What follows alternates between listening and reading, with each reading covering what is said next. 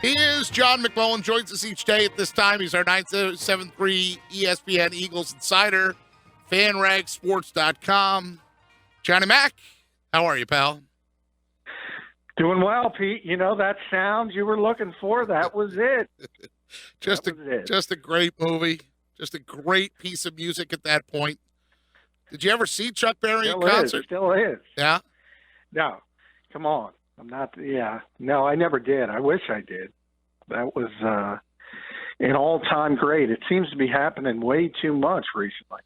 We are losing a lot of the legends, that's for sure. And we're using some Chuck Berry music on all these breaks, and you forget how many number one hits he had. I mean, just a real legend, that's for sure. Is he? Now, Josh didn't know who Jimmy Breslin was. Do you at least know who Jimmy Breslin is? Great columnist.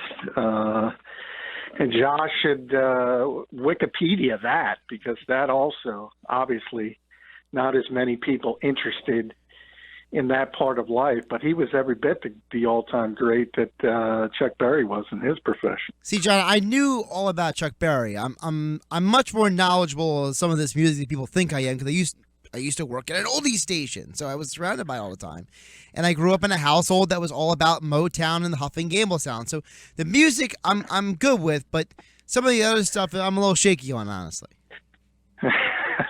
Well, you know, hey, it's fine. You can't have as much useless knowledge as I do and Pete does. Most people can, at least, because the important stuff tends to push it out. For some reason, I tend to remember a lot of it. The fact that Eric Stoltz was the original Marty McFly is not useless knowledge, John.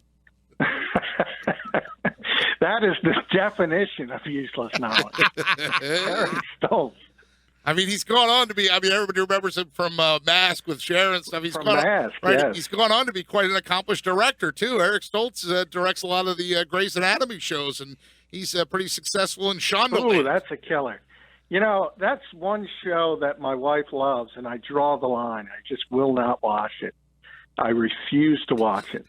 Nothing against Grey's Anatomy, people. I don't want to run you off. It's just not my cup of tea. Well, your cup of tea is the NFL, and of course, if it's me starting the questioning, then I'll ask with the most important story out of the league today. We now know who stole Tom Brady's jerseys. Not one, but two. Yeah, how about that? That's an amazing story if you think about all the security they have around the Super Bowl. Somebody just walks in the locker room, puts a jersey under their arm, and they leave. And then when they finally catch up to him in Mexico, he's got two jerseys and Von Miller's helmet. It's an astonishing story, and I'm pretty sure his credentials are going to be pulled moving forward. You know, John, at the end of the day, is this really an issue of guys maybe getting credentials who really shouldn't have credentials? Well, I mean, I think they're going to revisit it. There's two kinds of Super Bowl credentials. There's the weak credential, which a lot of people get, and you know, even entertainment reporters, and then there's the game day credential, which is a lot more difficult. So I would imagine they're going to revisit it. And if anything, because the Super Bowl is always a headache, even to get into as a media member, you got to go through too much security. And I can't help in a selfish thought process think this is going to make it even more difficult for all of us. And yet 4 guys carried a ladder in, and that's how they got in. They just put a ladder under your arm, and you can get in. I mean, there's both sides of the coin, right? It is astonishing. I really do. I wonder how that's possible, because, you know, we're there hours before everybody else, and we got to go through this phalanx of lines, and you got to be wanded down. You got to go through the metal detectors. It's amazing when you hear stories about people sneaking in. I guess it's somehow you make it seem like you're working there, and maybe it's easier from that perspective. But nowadays, because obviously you have terrorism concerns, they close down the block leading up to the stadium, depending on where it is. So it's even difficult to get inside of the perimeter. And yet this kind of stuff it happens. As far as somebody credentialed, though, I mean, that's just a lack of professionalism. It's as simple as that. I mean, when you get that credential, you're supposed to act like you've been there and act like you're doing your job. Not act like it, but do it. And doing your job does not entail stealing memorabilia. And obviously, this guy had been doing it for a while. Well, apparently, John, doing your job is hard for certain people. Talking with our 97.3 ESPN.com Eagles and NFL insider John McMullen here on the Sports Bash 97.3 ESPN. John, the NFL Competition Committee is going to be making recommendations. Among the recommendations is a ban on defensive players leaping over the line of scrimmage on field goal and extra point attempts. Another thing they're proposing, it looks like, is to alleviate some of the restrictions on celebrations. And then the third one I've seen today is that they're recommending potentially full-time officials. So I will give you the floor to have your take on each of those three topics. Well, the full-time officials I've been talking about for years. I think it's absurd that a $14 billion industry has guys who are basically have part-time employment, often deciding games, where people can lose their jobs as depending on wins or losses. I mean, if you think about it, coaches lose their jobs, support staffs, players, obviously. If they lose by a field goal, it could be a bad call. And you got guys who are, like Ed Hockley is a lawyer. That's his main profession, not NFL official. And this whole mentality. Oh, you mean his main job is in doing bicep curls? Well, that too. So third, he's a lawyer first. He goes to the gym second, where he's next to Josh Henning, and then he's an NFL official. So, I mean, if you think about how much money this league has, it's just ridiculous that they won't go down this road. And a lot of the happening in Holland in the past has been there's not enough work to do. As we talk about the NFL 24/7 on 97.3 here, there's always something going on in the NFL. You can have work for these guys. Once off-season practices started, OTAs, mini camps, rookie camps, you could have officials at every single one of those around the country sharpening their skills. You should have them at every training camp practice. And when they're not, they should be at Park Avenue watching film and trying to improve their craft. It's just common sense. And the concern from the Referees Association is a lot of these guys have great jobs, and they don't want to give it up. They want to continue double dipping. And I've always said, hey, you can't worry about that. You have to worry about the game and improving that. And if guys don't want to listen to your rules and they want to continue to double dip, tip your cap to them and say, go do what you want to do. And what is your thoughts, John, on the other two things of banning guys jumping over the line of scrimmage on the field goals and the extra points? Well, that makes sense to me because I think that's a safety concern. And that's one where you could argue guys making that leap can not only hurt themselves if things go wrong, but they could also kick the center in the helmet or the guard in the helmet. So that's not a surprise to me that they're thinking about outlawing that. And I expect they will at some point, whether it happens this year or next year. I think at some point that's going to happen. And then what about the alleviating the restrictions on the celebrations? Because to me, people have been calling it the no fun league for a while, John. Maybe it's time the NFL needs to finally get hip with the times. Yeah, I agree with that. I mean, the concern from the league standpoint is about taunting. And if someone gets upset, it could sort of turn into something else. If you see these grandiose celebrations, somebody on the opposite side, emotions are high, and things can go in a negative direction. So I get the thought process behind it, but at some point, you do have to say this is entertainment, and you look kind of silly at limiting celebrations. It's very difficult to score touchdowns in the NFL, and if you are able to do it, you should be able to celebrate it. And I've always said to defenses or quarterbacks who are throwing pick six, if you don't want to see those celebrations, well, stop the other team. It's simple. John McMullen with us, our Eagles insider for 97.3 ESPN.com, also covers the league for FanRag Sports.com. John, since we've last talked, I made a trip to Newark, Quebec, and survived. And I also got to see a tweet from you that night alerting me to the fact that Connor Barwin was going to the Rams. So is that a good home for Connor Barwin? Yeah, it is a good home. And I tweeted you that. We had talked about it on the show that day that I said Connor was going to sign out in Los Angeles. And it makes a lot of sense. He had visited the Bengals, and that's where he played his college ball. He was actually a star on the football team and the basketball team at the University of Cincinnati. So that made some sense from him going back there. But the Bengals play a 4-3. Similar to what the Eagles do under Jim Schwartz, and that obviously was not a fit for Connor Barwin's skill set. He goes to Los Angeles. Now, remember, the Rams have a new coach, but they also hired Wade Phillips to be the defensive coordinator who runs the 3-4.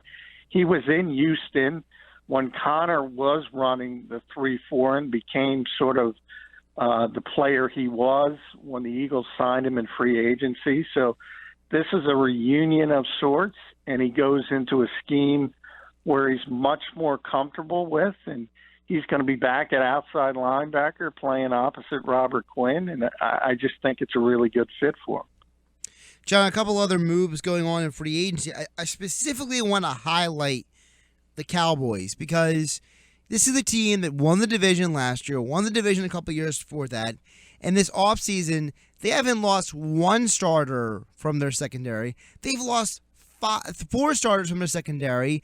They've also lost Jack Crawford. This is a team that I was under the impression was trying to be stable in the long run, and yet the one move everyone expected them to do, release or move Tony Romo, they haven't done it all. What on earth is going on in Dallas?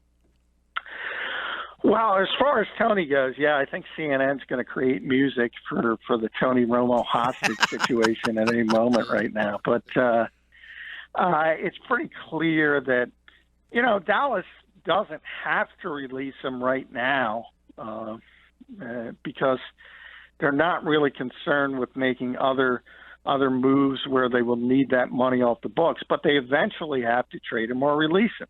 That's clear. So what it is just a high-stakes game of chicken. The two teams that would want him, Houston and Denver, versus the Cowboys. And those teams understand the Cowboys have to release him at some point. So the only urgency from their standpoint is, do you want to battle against each other? If he gets to the open market and you're the Houston Texans and you really want him, do you want to have to battle with the Denver Broncos to get him? So that's what the Cowboys are trying to spawn, someone to give them something. And you would think it has to come to a conclusion by the opening of OTAs, which is basically April 20th in that range. Because if you're going to have a new quarterback, you want him in place for the beginning of off-season work. So it's going to happen within the next month. As far as the Cowboys as a whole, you mentioned, Josh, you forgot the most important part. Nolan Carroll is in Dallas. So right, he's the guy replacing some of these guys. Yeah, joking, obviously. He didn't play all that well. But the fact that, hey, Rod Marinelli finished second in the Assistant Coach of the Year award, and he's been one of the best assistants in this league as a defensive coordinator. Because you look at the Cowboys on paper defensively, they're not very good, but they're always better than the sum of their parts. And at some point, I think they're asking a little too much of Rod Marinelli, because now they're losing. They're not great players, the Claibornes of the world, the Carrs, the Barry Churches, but they're competent NFL players. And to keep losing these guys and not replenishing, at some point it's going to hurt you. And John, at what point does it seem like that all of the years that we've complimented the Cowboys on, look how well they're managing the team, look how they're being a cohesive unit, it seems like it's being thrown out the window? Yeah, I mean, hey, it's difficult. I mean, John, couldn't you at least They keep were- one of those four guys? Yeah, I mean, they're under salary cap issues as well. But you've seen Howie Roseman. The amazing thing about the Eagles is they have more salary cap space today, which is just over $9 million, than they had when they started free agency. And yet they've signed Alshon Jeffrey and Torrey Smith and Chance Warmack and Nick Foles and re-signed Stefan Wisniewski. So when people, tweet at me and say, why do you like Howie Roseman? It's not about personnel. He's a whiz when it comes to the cap. You can argue the personnel aspect. He's still got to prove himself. But the guy has more money now than he had when he began this, and he added all those players. He added 4 players. Still more work needs to be done. The Cowboys have shown they're not nearly as good massaging the cap as a team like the Eagles have been, and that's certainly a concern. But much of that concern is alleviated when you have Ezekiel Elliott in the best offensive line of the game, because what wins in this league is talent, not being able to be a good accountant. One team that has been, shall I say, doing a pretty good as an accountant has been the Raiders. They've had all this cap space to keep adding people. One of the guys they added today was Jelani Jenkins.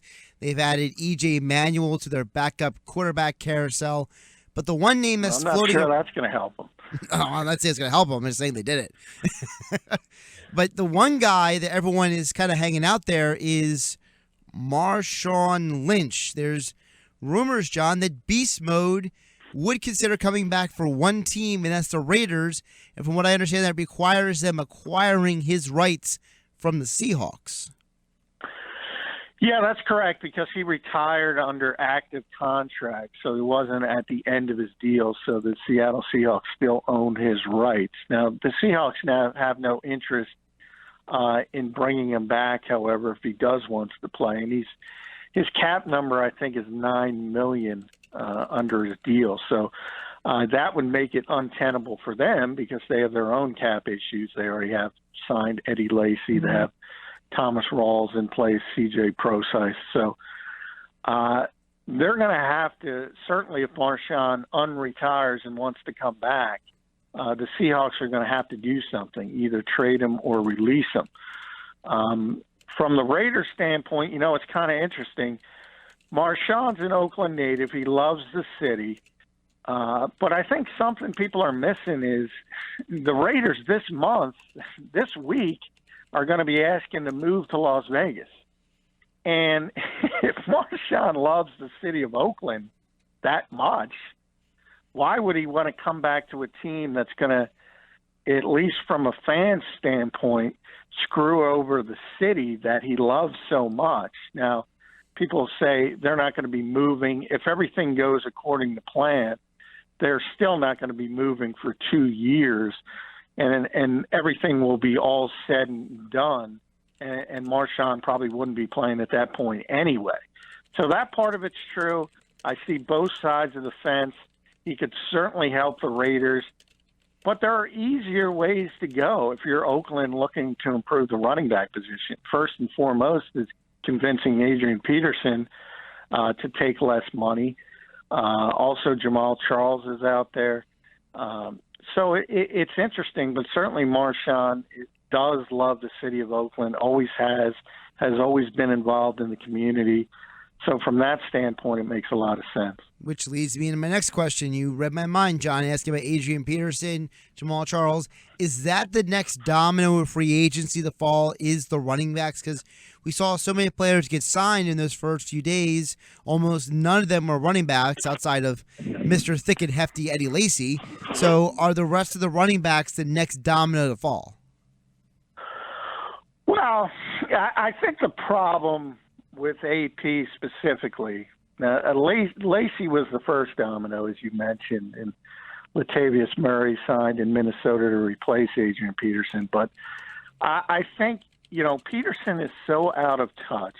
I think he thought he was going to get his $18 million on the open market. I really believe that. And he's not getting anywhere close to that, which everyone knew, evidently, except him. But even when you talk about the numbers that were first being thrown around, $6 million or $7 million a year, I don't think he's getting that. So I talked about this with Mike in the past. It's at some point he's going to have to look in the mirror and say, do I want to continue playing at this level? Because this is a guy who's used to making a ton of money. He's used to being the highest paid running back in the game. He's used to being treated like a superstar. And now all of a sudden teams are looking at him like, Seattle probably would have signed him if he took the deal Eddie Lacy took, but he doesn't want to take that deal. And Oakland's probably in the same boat. Maybe Detroit, maybe Tampa Bay, maybe even Green Bay. But he's going to have, if he wants to play, he's going to have to come to the realization that he's not going to make a lot of money. John McMullen with us, our 97.3 Eagles insider, national football columnist for FanRagSports.com. You can find him on Twitter at JFMcMullen. And John, throwing a little Chuck Berry, throwing a little Back to the Future. Don't know if you've seen this commercial, but they're remaking Going in Style. Now, I know Gil probably never saw the original, but did you see the original Going in Style? I do not believe I have. I certainly can't picture it. George Burns, Art Carney, and Lee Strasberg. And it's three retirees that basically decide, hey, the heck with this retirement, we're going to go rob a bank. Yes. Now that you have jogged my memory, I did see at least parts of it, but certainly not for many, many, many years. Yeah. 8-year-old Peter Thompson really enjoyed that movie, so I'm very curious. I've seen the promos here. Now, hey, it's Michael Caine and Morgan Freeman and Alan Arkin, so there's the potential for great comedy, but you know what? Chris Rock, none less than Chris Rock, messed up my Heaven Can Wait when he tried to do the remake on that, so fingers crossed. We'll see how it goes. Yeah, that's true. Chris Rock, I've always said, one of the top 5 stand-up comedians of all time, one of the bottom 5 actors of all time. That's our guy. Not able to cross over very well. It's our guy, John McMullen. He can dance in all courts and arenas. We appreciate it. Comes on each day at this time. Thank you, Johnny Mac. We'll talk to you again tomorrow. Hey, thank you, guys.